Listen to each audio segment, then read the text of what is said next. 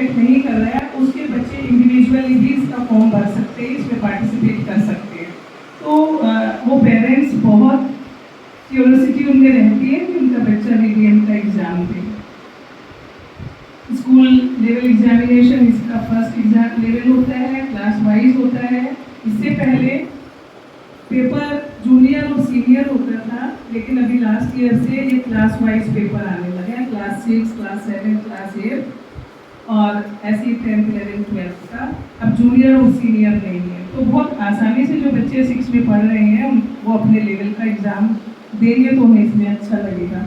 Study material इसमें बताया जाता है कि एक पेपर तो जो बच्चे पढ़ रहे हैं NCERT बुक्स जो इनका स्कूल करिकुलम है वही रहता है। एक book life stories of scientist और एक इंडियन कॉन्स्टिट्यूशन टू साइंस, ये मटेरियल उनको VDM से मिलता है। ये हर बार का अलग डिसाइड रहती है कि किस साइंटिस्ट की लाइफ हिस्ट्री उनको पढ़नी है, और इस बार जो लाइफ हिस्ट्री है वो 3 विमेन साइंटिस्ट के बारे में है। और इस बार एक और अच्छी चीज़ की है कि ये भी क्लास वाइज कर दिया गया है, कि अब तक क्या होता था कि एक ही साइंटिस्ट के बारे में बच्चों को पढ़ना होता था। इस बार उन्होंने जैसे 6th and 7th के लिए जो दिया है वो वॉल्यूम 1 है, और अन्ना मनी विमेन साइंटिस्ट है उनके बारे में पढ़ना है। 8th and 9th के लिए वॉल्यूम 2 है, जिसका जो है आसिमा चैटर्जी वुमेन साइंटिस्ट उनके बारे में है। 10th and 11th के लिए वॉल्यूम 3 है, जो रोहिणी गोडबोले साइंटिस्ट के बारे में है। तो अगर हम बच्चों से पूछें या जो साइंस में डील नहीं करता है उसको इनके नाम नहीं पता होंगे, लेकिन जब इनकी रिसर्च और इनके वर्क के बारे में बच्चे पढ़ेंगे तो जाहिर सी बात है उनको बहुत अच्छा लगेगा कि हमारे देश के विमेन साइंटिस्ट, हमारे देश के साइंटिस्ट ने ऐसे ऐसे काम किए हैं जो उन्होंने कभी पढ़े ही नहीं और जो उनको कभी बताया ही नहीं गया। क्योंकि अभी बच्चे सिर्फ कोर्स की बुक पढ़ते हैं, उसके अलावा उनके पास इतना ना ही टीचर्स के पास समय होता है कि उसके अलावा वो उनको कुछ बताएं। पैटर्न ऑफ क्वेश्चन पेपर किया गया था, ये 3 अप्रैल 2026 को उज्जैन में हुआ था।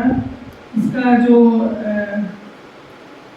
ये लॉन्च किया जाता है हर साल, ये बहुत बड़ा इवेंट होता है, और दिल्ली से सेंट्रल मिनिस्टर या इसमें तो मुझे लग रहा है कि मैं तो नहीं। उसके बाद स्टेट कैंप होता है जिसमें प्रैक्टिकल एग्जाम और कॉम्प्रिहेंसिव राइटिंग, जो मैंने बताया कि जिस स्कूल में भी स्टेट लेवल रखा जाता है उसके लैब्स में सारे साइंस और मैथ्स भी उसमें इंक्लूडेड होता है, उसके प्रैक्टिकल्स होते हैं जो बच्चों को करने होते हैं। नेशनल कैंप होता है और सिलेक्शन क्राइटेरिया ये दिया गया है कि इस तरीके से बच्चे सिलेक्ट होते हैं। उनको 2000 रुपीज़ पर मंथ की स्कॉलरशिप मिलती है। इस स्कॉलरशिप पे उनको एक टारगेट कुछ दिया जाता है, कोई प्रोजेक्ट दिया जाता है, कोई उस पर अपना एक रिसर्च पेपर उनको तैयार करना पड़ता है, तब ये उनको ये रिसर्च स्कॉलरशिप गाइड करिए उनको खुद ये एहसास हो कि हमारा देश कितना रिच है, कितना समृद्ध है विज्ञान के मामले में भी, और क्यों वो इससे दूर थे।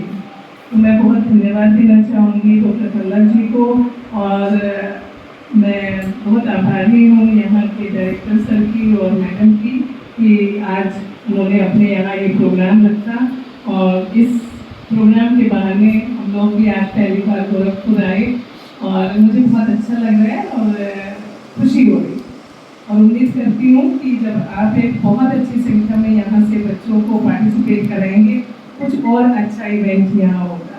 तो सब